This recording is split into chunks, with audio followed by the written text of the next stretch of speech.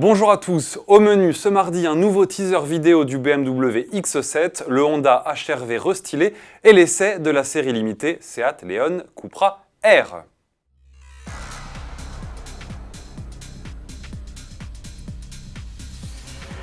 BMW diffuse une nouvelle vidéo de son SUV X7 lors des tests de développement. L'engin est toujours largement camouflé et apparaît sur différents terrains, routes, chemins de terre, neige ou encore dans le sable. Le constructeur allemand veut lui coller une image de vrai baroudeur. Rappelons que l'usine de la marque Alelis de Spartanburg en Caroline du Sud aux États-Unis construit actuellement des véhicules de pré-production et assemblera bientôt les X7 de série.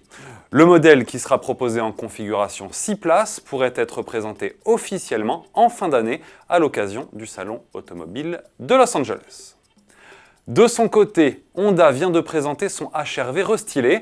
Pour mémoire, avec 4,30 m de long, il s'agit d'un SUV compact placé face au Toyota CHR et Nissan Qashqai. Esthétiquement, l'évolution la plus marquante est cette nouvelle calandre chromée. Les pare-chocs ont également été revus. Phares et feux peuvent désormais être 100% LED.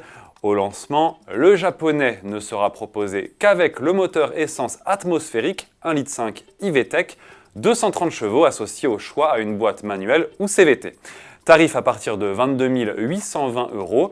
Au printemps 2019, un bloc 1,5 L turbo rejoindra le catalogue, tout comme le diesel 1,6 L iDTEC avec une puissance qui devrait stagner à 120 chevaux. Arrivé dans les concessions de ce Honda HR-V restylé en octobre prochain. Partons maintenant sur le circuit de Montlhéry avec notre journaliste essayeur Cyril Biotto. Aujourd'hui en test, la Seat Leon Cupra R, une série limitée à seulement 40 exemplaires pour le marché français. C'est parti! Dans cette Cupra R, on retrouve le moteur de la Cupra tout court, donc 300 chevaux, ici avec boîte DSG.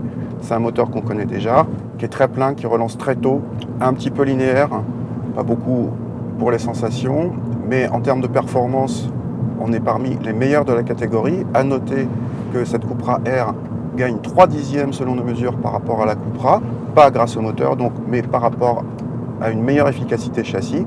Et justement, la différence par rapport à la Cupra, elle vient de là. Il y a plus de train avant, il est étonnamment mordant. Sur notre essai sur le sec à Montlhéry, on est vraiment passé très très vite en courbe. Le tout sans perdre en polyvalence, c'est un petit peu plus ferme, mais on garde une voiture qui est quand même assez confortable, praticable au quotidien. Le petit bémol, c'est que la voiture n'est pas très joueuse, ils vont vraiment la bousculer très fort pour que l'arrière parte un petit peu. Par contre, en efficacité, c'est vraiment bluffant pour une traction.